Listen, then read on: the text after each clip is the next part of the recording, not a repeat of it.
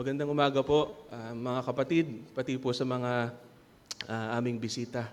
Nagpapasalamat po muli tayo sa Panginoon. Magkakasama ulit po tayo at sama-sama tayong titingnan ang majesty ng Panginoon. At ang desire po talaga natin buong araw ay tayo ay makasamba at sumamba sa Kanya ng iisang boses. So bago po tayo magsimula sa ating lesson for today, let us all pray. Our Father in heaven, truly it's a privilege, Lord, to know you, to call you our Father in heaven. Lord, we thank you for our justification. We thank you, Lord, for changing our hearts. And also, Lord, we thank you because hindi niyo po kami iniiwan dito sa buhay namin dito sa mundo.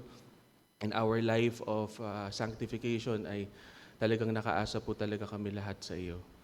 Tulungan niyo po kami, Panginoon, na patuloy po kaming mamangha at maihanda din, may mamangha po sa inyo at patuloy po din kami, Panginoon, na sa mga oras ng araw na ito ay maihanda po kami sa pakikinig ng mga preachings na sa umaga at sa hapon. Salamat po muli, Panginoon, sa privilege na makikita po namin at mababasa namin at mapag-aralan ang inyong mga salita. Ito po ang aming panalangin sa pangalan ng Panginoong Jesus. Amen. So, nung huling beses po ako na nagsalita sa inyong harapan for Sunday School, our topic ay ang biblical repentance. And one of the key points in that lesson is that biblical repentance, or Christian repentance, is a change of mind toward God. It has a direction. So God is the direction of that repentance. A person who was once a rebel, who is running from God, is now running to Him. And the only way that you can run, that one can run to God, is only by faith in Christ alone. And that is the genuine Christian repentance. So what happens when you put your faith in Christ is that you are justified. God, who is the judge, has legally acquitted you of your sin. Romans 8:33-34. Your sins are blotted out. Acts 3:19. You are righteous before God. 2 Corinthians 5:21. Sin should no longer condemn you. Romans 8:1. You are cleansed and you are washed and you are sanctified. 1 Corinthians 6:11. But as R.C. Sproul have regularly quoted Martin Luther, that the doctrine of justification is the hinge where the church stands or falls, justification by faith alone is not the entirety of Christian faith. Once you believe in Jesus Christ, you will still live here on earth. With you, I will live with you, you will live with me. We will live together as a church. We will live with our neighbors and our families. At kanya-kanya tayo ng ugali, iba't iba tayo ng ugali. And we have to bear with one another. We will still live here in this earth. We will still have to deal with corruption. Alam natin, pag sinabi natin corruption, gobyerno kagad yung naisip natin. Pero that's not the corruption that I'm talking about, although kasama yon. What I mean is the sin is all around us. Our sin, our remaining sins, the sins of everyone, even everyone, because all people are sinners. And Satan will use sin, your sin, to accuse you and shake you, confuse you. He will do everything to destroy our faith in Christ. But what does 1 John chapter 5 verse 4 say? For everyone who has been born of God overcomes the world. And this is the victory that has overcome the world, our faith. And what is faith? According to Hebrews chapter 11, verse 1. Faith is the assurance of the things hoped for, the conviction of things not seen. Now, assurance is something that we do not often talk about. We pray for it, need it, talk about it. But if you have faith in Christ, if you are a Christian, you ought to have assurance of salvation. So why did God, through Christ, by the Spirit, grant us faith based on what we have read in Hebrews, so we may have assurance, so that we may be sure and be confident of the promises of God. Things that are not seen, but we are sure, we are confident. In 1 John chapter 5, verse 13, John wrote, I wrote these things to you who believe in the name of the Son of God, that you may know that you have eternal life. You can be sure of your salvation. And that is such a comfort. Hindi natin kailangang manghula. Assurance is not an easy topic. There has been a tension even in history. And I believe merong tension ang Kristiyano sa assurance because of remaining sins. Many fear that assurance weakens repentance. Now the question is that true? Historically, as a response to the Protestant Reformation, the Roman Catholic Church held a major ecumenical council. And in that council, they formally condemned the doctrine of assurance of salvation. That is in the 16th century in the Council of Trent. Ang sabi po dito, pakinig po tayo. If anyone says that it is necessary for salvation for everyone to believe with certainty and without any doubt that he has obtained the grace of God, let him be anathema. Let him be accursed. And another statement, no one can know with a certainty of faith, which cannot be subject to error, that he has obtained the grace of God. It is directly contrary dun sa sinabi ni John, that we may know, that we can know that we have eternal life. Although this is a clear error, this is a clear veering away from the truth. That mindset, the thinking that assurance against repentance, that assurance is against sanctification, has slowly also creeped in within the Reformed community. In the 19th century,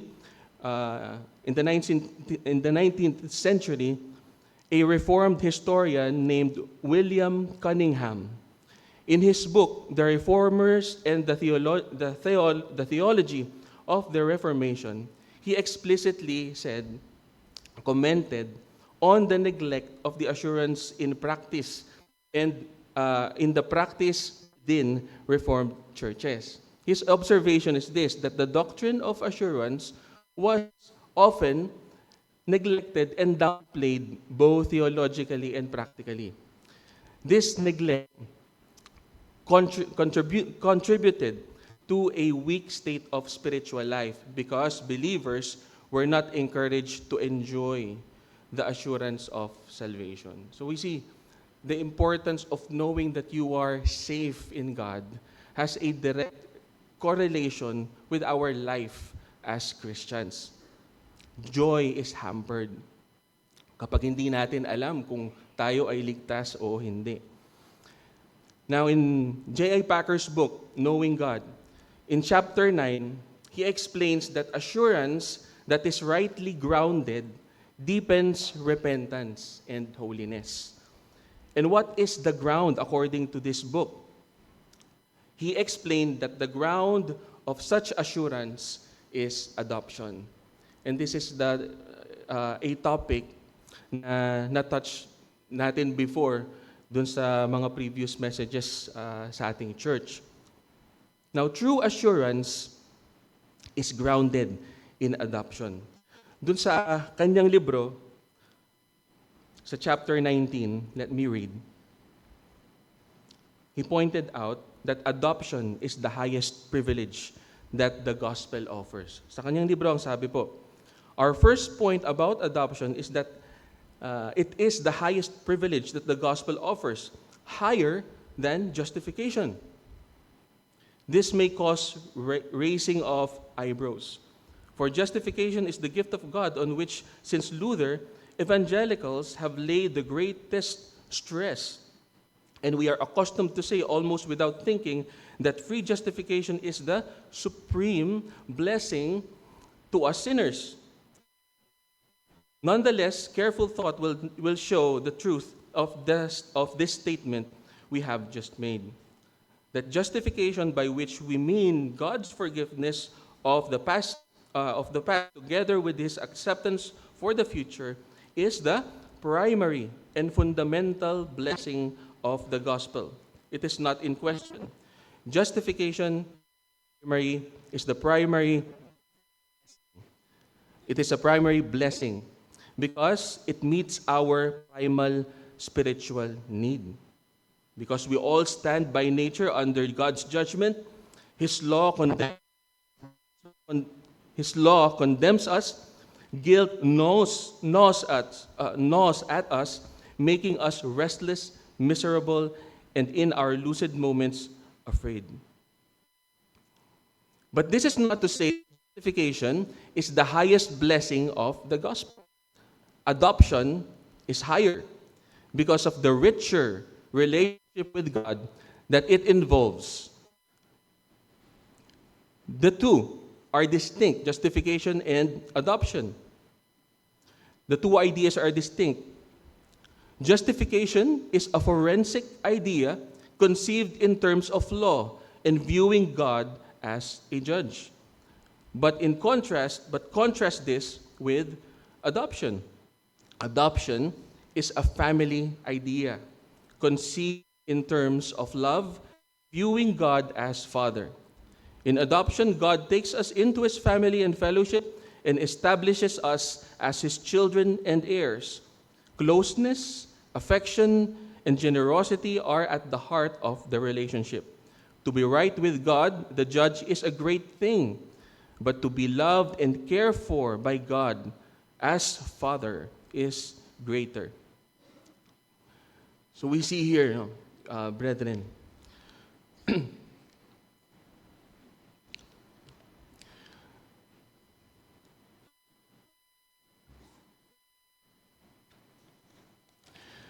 that justification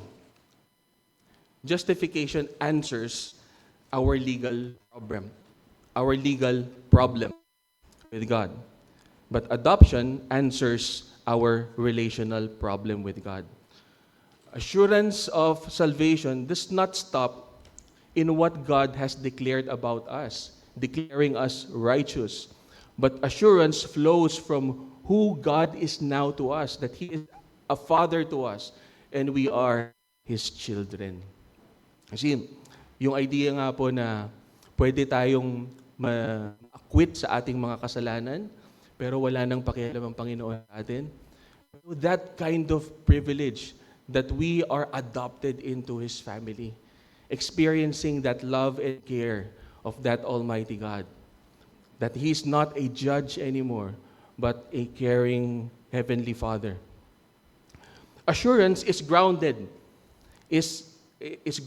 in God's fatherhood, in God being an eternal Father.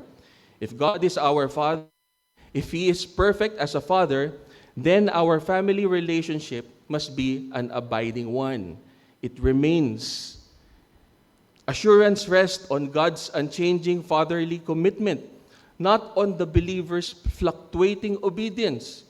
The relationship is familial and abiding because it is anchored on God as an eternal Father.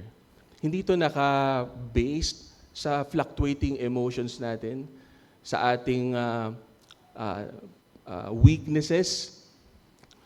Our confidence that relationship will remain forever, it is because it is based on the eternal fatherhood of God. God being Father in eternity and will never stop being a Father to you. John chapter 10, verse 27 to 29, our Lord Jesus Christ said, "My sheep hear my voice, and I know them, and they follow me. I give them eternal life, and they will not perish. No one will snatch them out of my hand. Such a comfort.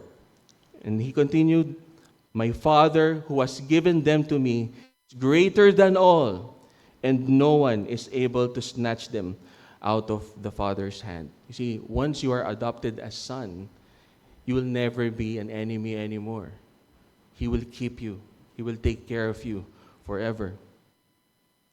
Now, assurance is not grounded on our own understanding. It is grace. It is given by God. God will go out of His way to make His children feel His love for them and know their privilege and security as members of His family. Adopted children need assurance that they belong, and a perfect parent will not withhold it. Example, pagdating lalo na sa mga magulang, we don't want our children na mararamdaman nila na sila ay outside of our family. Kapag ginagawa silang kasalanan, dapat hindi natin ipinaparamdam sa kanila yung na para bang hindi natin sila anak. The thing that can make them listen to you and be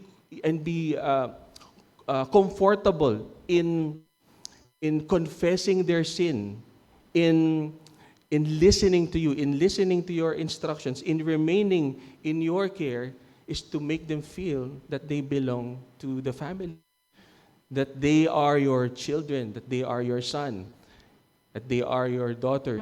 But sometimes in our sinfulness, we don't. Sometimes sa galit, parang they feel na sila ay naitataboy. And we should assure them, it is our sinfulness. We are not perfect. And we point them to God. Because God is, as we are their parents, God is the Father of all who believe. Another example, when we sin, our natural tendency is to hide from God, to be distant from God. We even think that when we sin, God is distant, but He is fatherly to receive a repentant child, like the father in the story of the prodigal son. Assurance is part of God's fatherly care. So another point, assurance results in genuine repentance. In the new relationship, now that Christians who believe in our Lord Jesus Christ has become children of God, there is now a change from slavish fear to filial grief in terms of repentance. Hindi lang tayo basta natatakot sa kaparusahan kaya tayo nagre-repent. We have a relationship, direct relationship to our loving Father, and we are offending our loving Father when we sin. And we feel that deep in our hearts, in our soul. Repentance is no longer, when you are a child of God and you have that assurance, repentance is not fear of rejection or punishment. It is repentance. Repentance is now a sorrow for offending our loving Father. Repentance now, in plain view, becomes a confession and willingly receiving discipline from God, the Father, who loves His child. At, sabi ni J.I. Packer dun sa kanyang libro nga na Knowing God, legalistic obedience is the obedience of slaves. But gospel obedience is the obedience of sons. So we have to know that we are children of God. We should have that assurance. It is important in our walk with God. So that is why assurance does not eliminate repentance. It is not contrary to repentance. It actually deepens repentance. It makes repentance genuine. Now the question becomes, how does assurance produce genuine repentance? And there are a few suggestions that I want to make.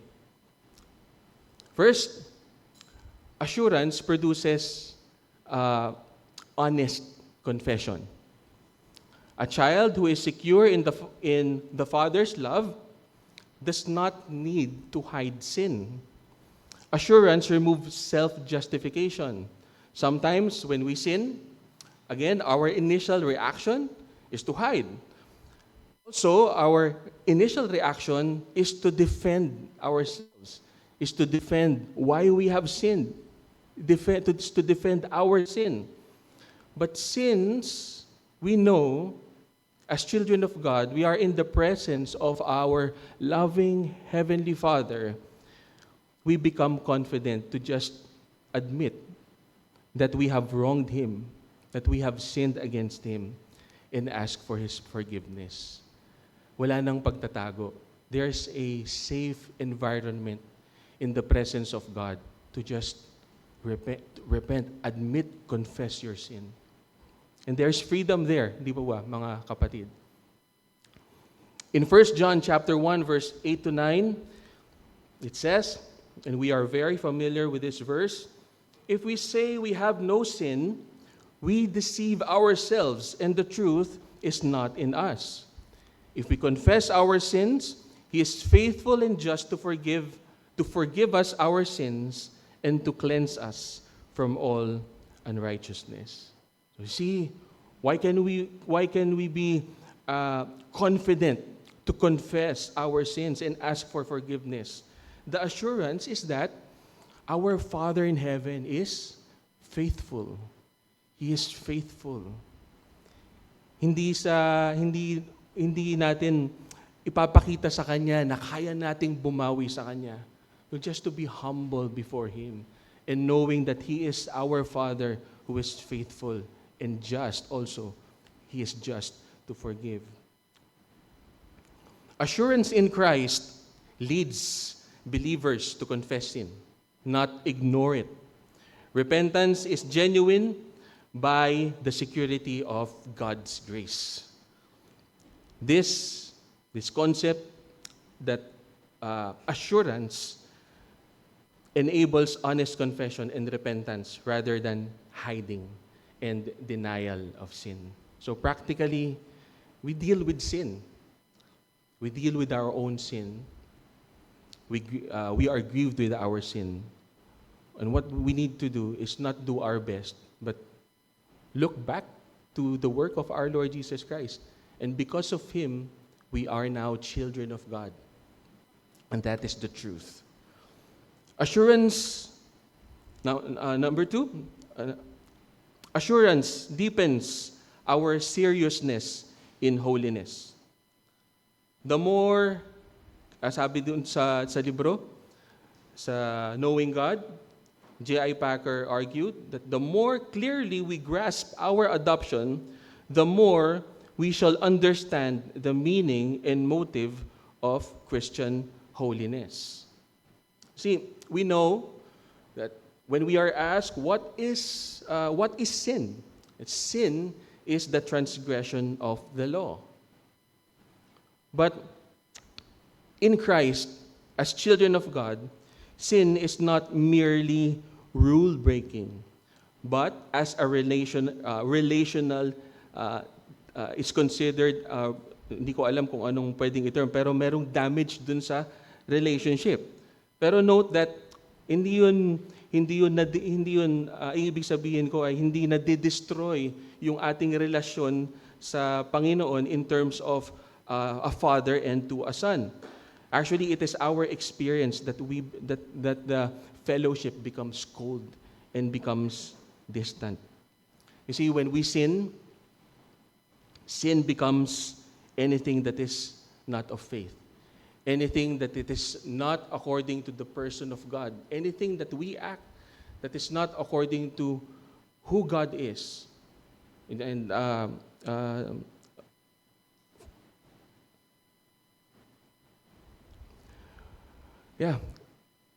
God is our Father. And when we treat God as not a heavenly Father, we sin. We want to preserve the joy as Christians, the joy of the relationship and fellowship with God our Father. That is why we repent of our sins. That's why we abhor sin. That's why we mortify sin. So, assurance makes repentance becomes deeper and genuine and not casual attitudes to sin. Number 3, assurance interprets discipline correctly. Sometimes when we are being disciplined because of the things that we do, especially sin, the initial reaction is we feel bad. We reject discipline. And sometimes, in the child and father relationship, when we are disciplined, or as now parents, when we discipline our children, they think when we discipline them, hindi natin sila mahal. At alam natin to, nung mga bata pa tayo, nung tayo dinisiplina, naranasan natin, hindi ata tayo mahal ng aking magulang. Pero our relationship with God, the actual relationship of being a child and a father to God, the difference is God is a perfect father. That when He disciplines us, and we should believe that when God, our Father, disciplines us, it is not retributive. Hindi siya dahil sa pinaparusahan tayo na kapag may ginawa tayong kasalanan, there is penalty to be served. And we are afraid of that penalty. Discipline becomes remedial, meaning the focus is on restoration and repair or instruction rather than merely punishment. We see now that discipline is corrective, not condemning. That we can read in Hebrews chapter 12. We feel we are not children when we are disciplined, but the comfort is that when we are disciplined by God, it is the sign that we are His children, that He loves us. You see, that we should understand that repentance now is restoration, not re-entry into grace. Na kapag nagkakasala ka, mawawala yung salvation mo, pagkatapos kailangan mo paling magrepent para ka makabalik sa family. You are a son. You are a child of God. And if you truly believe in our Lord Jesus Christ, He will discipline you lovingly. And we should trust Him in those kinds of discipline. Another point, when assurance of salvation is misunderstood or distorted, there are instances, or there is a tendency, just as any other concept or doctrine, na ito ay mag-overshoot or ma-distort. One distortion is underplaying or withholding the teaching of assurance of salvation. Yun siguro yung heart nung mga kumontra doon sa Protestant Reformation doon sa Council of Trent.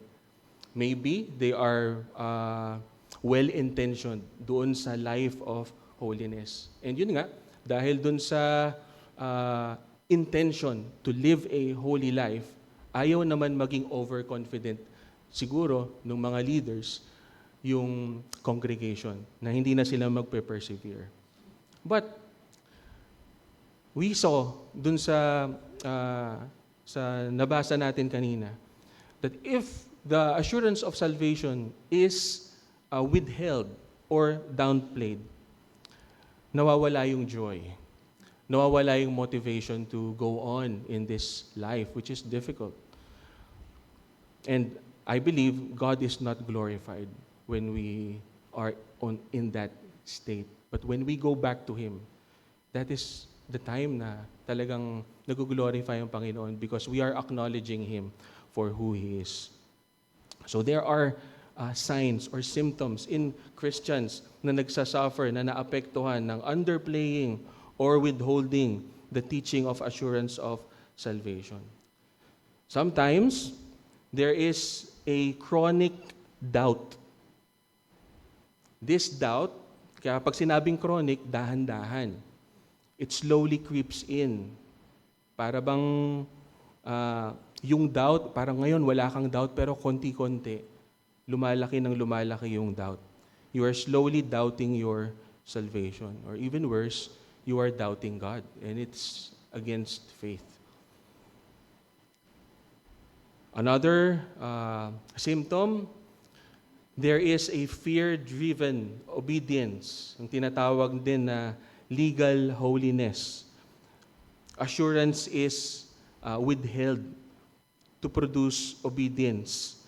Dahil dun sa withholding of assurance to produce obedience, nagiging obedient nga, pero legalistic.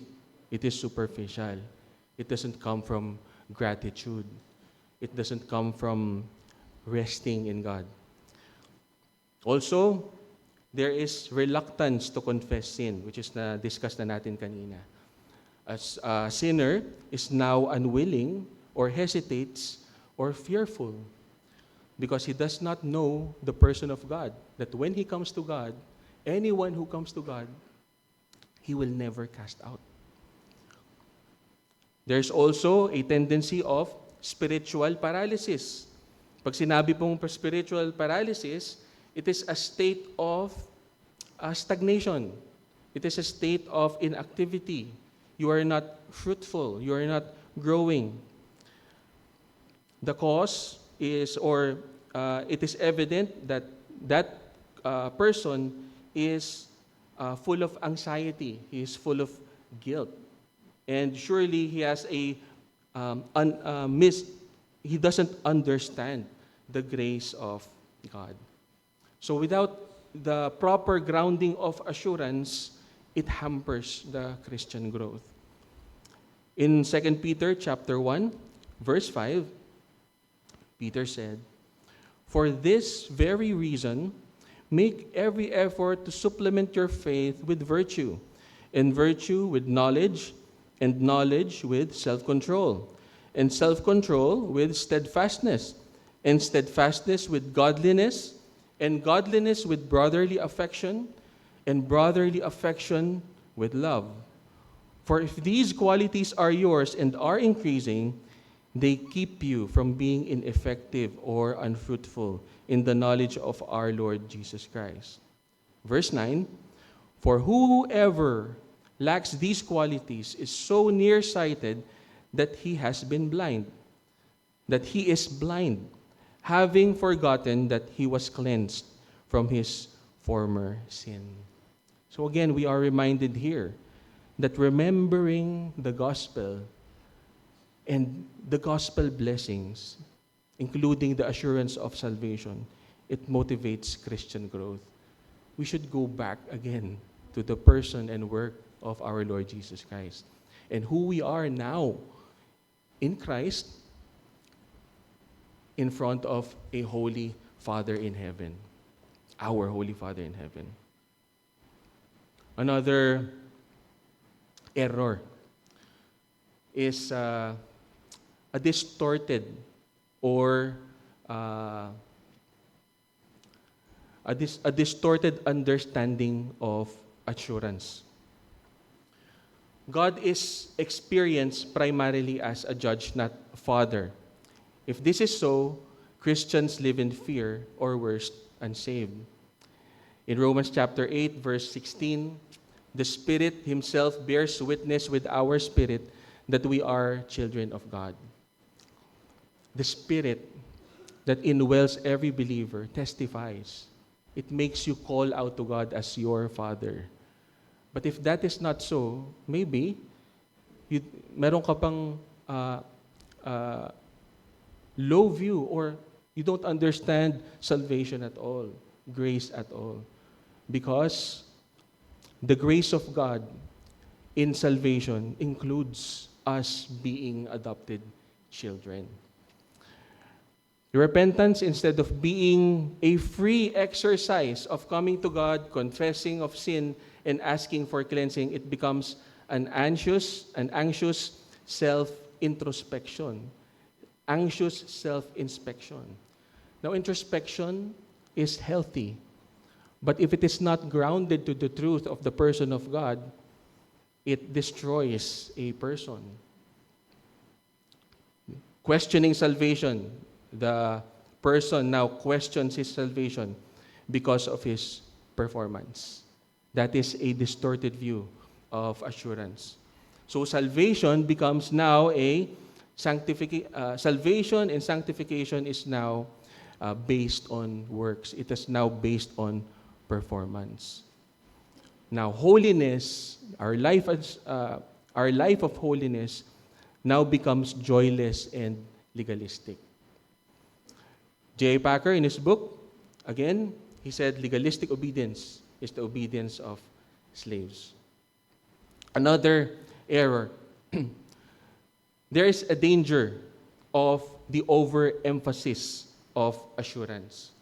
Now, I prefer the emphasis or erroneous emphasis of assurance. Now, a common distortion that is evident, one may treat assurance as immunity from correction and from sanctification. Naiintindihan niya na since I am assured in Christ, I can do whatever I want. Legalism, antinomianism. He doesn't regard correction. He's not concerned in his growth. He is not concerned anymore for his sanctification. Ito ay ang dahilan nito ay he is presuming. No? He is presuming on salvation. There is an erroneous grounding of assurance. The assurance is just in the mind. It is not grounded on the truth of God's saving grace and the actual position that we have before Him, that we are righteous, and not only righteous, but we are His children. Meron ding symptoms tayong makikita sa mga Christians na may maling view ng assurance, minimize na ngayon yung kasalanan. Maliit ang tingin sa kasalanan. This is also connected doon sa he doesn't want correction anymore. He's not concerned from sanctification anymore. There is now a resistance to rebuke. Also, there is a very shallow view of repentance. Or kung magkakaroon man ng repentance, very superficial. It is lip service. And worse nga ay antinomianism. All because the thought that he knows he is saved based on what he thinks. Ayun yung dapat natin iiwasan. So, as Christians, anong practical application nito? We should go back to the truth of God's Word. We should go back to the Scriptures. We should go back to the person of God and what He has done. So our salvation, our assurance of our salvation is not grounded on fickle understanding of our weak mind. In the book also, J. Packer said, the discipline that God exercises towards His children is not retributive, not remedial, gaya ng nasabi natin kanina. True assurance that is grounded in adoption includes discipline. It should be. He is being disciplined by a father, so there is growth. A hatred for sin and conformity to the image of Christ. A person who is indoctrinated by the true and properly grounded assurance, there is growth. So, we can read also in Romans chapter 8, verse 13 to 14, for if you live according to the flesh, you will die. But if by the Spirit you put to death the deeds of the body, you will live. For all who are led by the Spirit of God are sons of God. So if you are truly an adopted child of God and you have that assurance, the Spirit is working in you, and the mortification of the deeds of the body, the mortification of sin should be evident. If there is no discipline, there is no repentance. Assurance actually, to that person, is a self-deception. It is not of faith and is dangerous. So, a very brief summary of what we have discussed about assurance. It is related to about assurance in relation to adoption and repentance. The doctrine of assurance is a very important doctrine in our walk with God. So, number one, the ground of assurance. If we want to properly ground assurance, we want to ground it in adoption. We have to ground it in the truth that God is not only it's not a judge anymore, or a judge who acquitted us, but currently He is our Heavenly Father in heaven. He will not let go of you. He will keep you. And knowing that, it motivates us to do His will and to seek His will.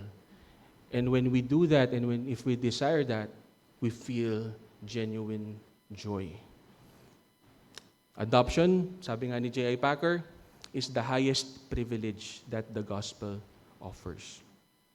Number two, what is the product of assurance? According to our lesson, the product of assurance is genuine repentance or genuine sanctification. It is inevitable when there is true assurance, we want to live a holy life. Number three, genuine repentance. Now that person has a general repentance, genuine repentance, and an evident sanctification, which is true, that confirms genuine adoption. And assurance becomes stronger and stronger. It is important to understand the dynamic interplay within these concepts so that we may be strengthened and also strengthen one another in our walk with God. We want to remind one another that we are secured in our Lord, our God. So, as conclusion, I want to say some things about, although our main topic is assurance, since these concepts are at play with each other, are directly related to each other. Number one, I want to say about repentance. Assurance, which is grounded in adoption, does not weaken faith. No? The idea that you should withhold assurance is to foster true repentance is not true. The idea is that not withholding it, but teaching it properly, grounding it properly to the person of God and who He is. And if we know who He is, and we believe what He say, and we believe that He is faithful, alam natin that when He say na if we believe in His Son and we have the Spirit in us, He is our Father in heaven, and we are His children. It does not weaken repentance. Moreover, it creates the environment for honest, deep, and enduring repentance. Enduring, ibig sabihin, kung ano man yung hardship ng napagdadaanan natin, haharapin natin in our battle with sin, we will endure, malalampasan natin. Why? Because we know our God in heaven, who is the Almighty God, who is all-powerful and faithful, a God that does not lie, the God who sustains everything, is our Father. And that is our comfort. When we deal with sin, we remember our salvation. When we sin, when we see each other sin, yes, we will point out, we will call out sins, but let us point them to our gracious Father in heaven, who will not cast us out or disowns us. The danger is, we point out sin, but hindi man natin napapansin, pero meron tayong subliminally nabibigay na kapag hindi ka dyan sa struggle mo with that sin, if you're not successful, maybe God is not in you and you are not in God. Maybe you are not saved. Practically, within the household, and I'm guilty of which, kapag minsan nagagalit ako, gusto kong magbago yung aking mga anak, ah, kahit hindi sa words, through actions or through the tone of voice, I must admit na napaparamdam ko sa mahal sa buhay na hindi ko siya mahal. So that is not our God. We are weak, but our God is perfect.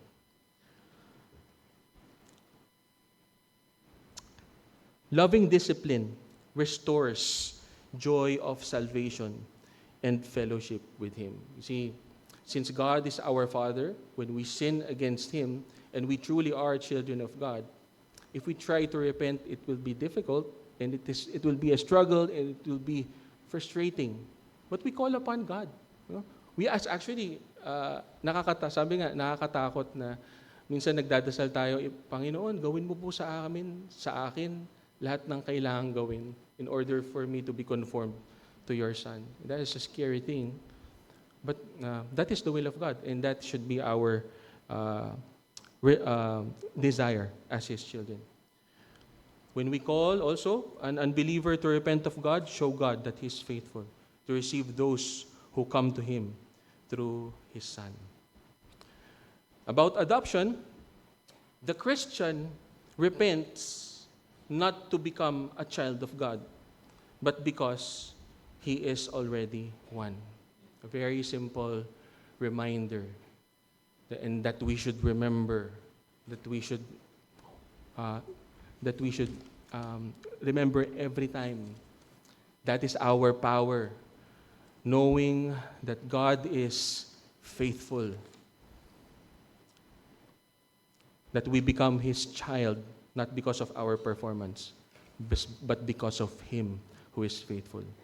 It is important, and there are many reliable theologians who emphasize on this, na we should start in our identity as people who are in Christ.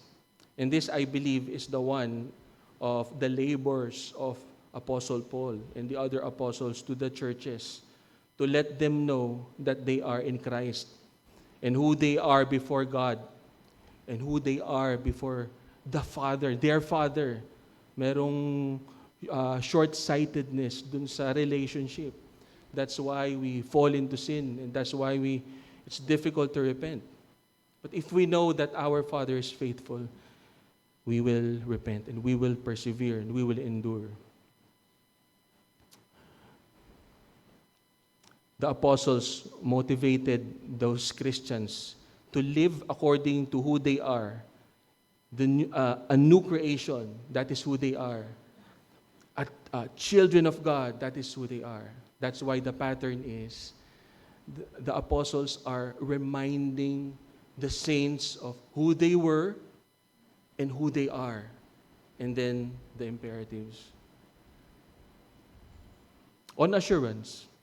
Assurance of salvation is blessing to everyone who is in Christ.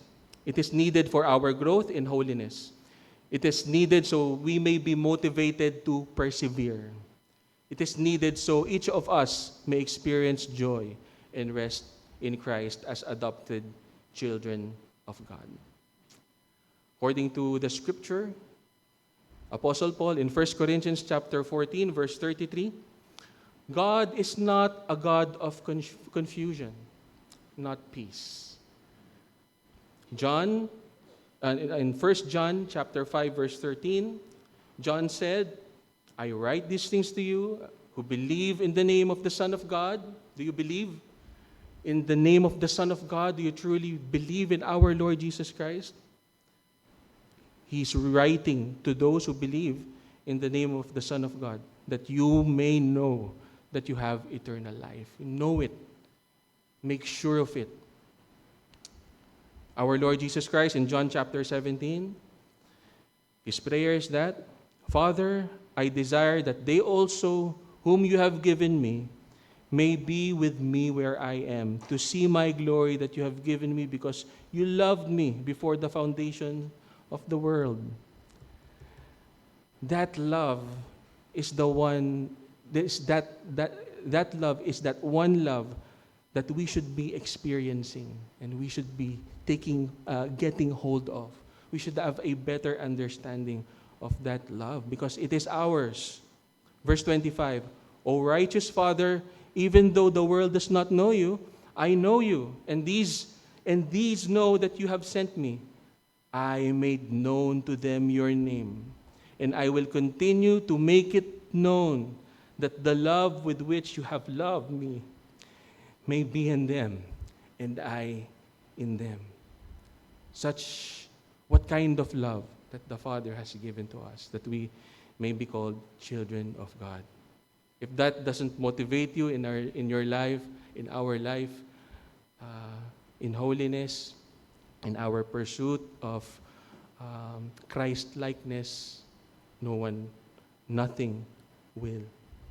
So, with that heart of the apostles and our Lord Jesus Christ, let us have the same heart to make it clear to ourselves, because we cannot teach anything rightly if we don't understand.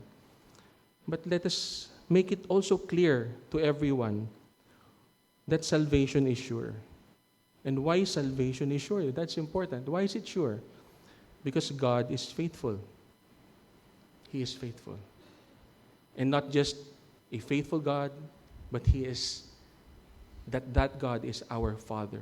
Your Father in heaven is faithful.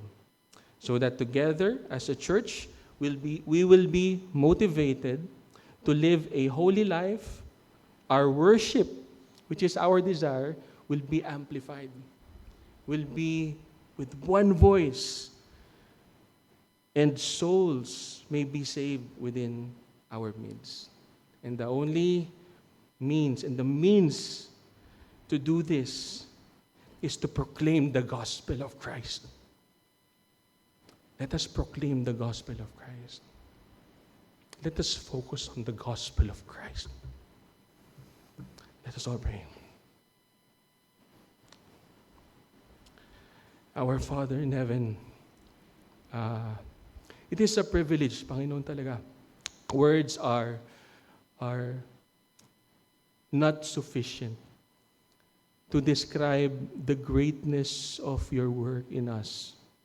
Your work of salvation, that through your Son, we became children of God, and all the great promises na hindi pa namin nauunawaan. Sometimes, maybe hindi pa namin nababasa. Pero everything is for us in Christ.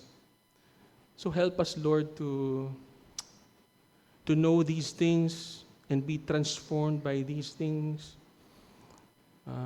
Help us, Lord, to regard you properly, to honor you for who you are, give you the proper worship that we ought to do, treat each other properly as that you have treated us, same as receiving each other just as Christ has received us.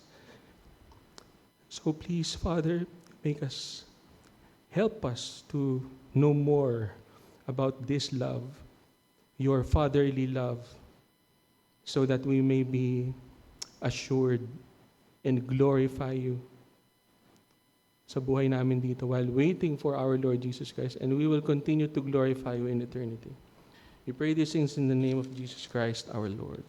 Amen.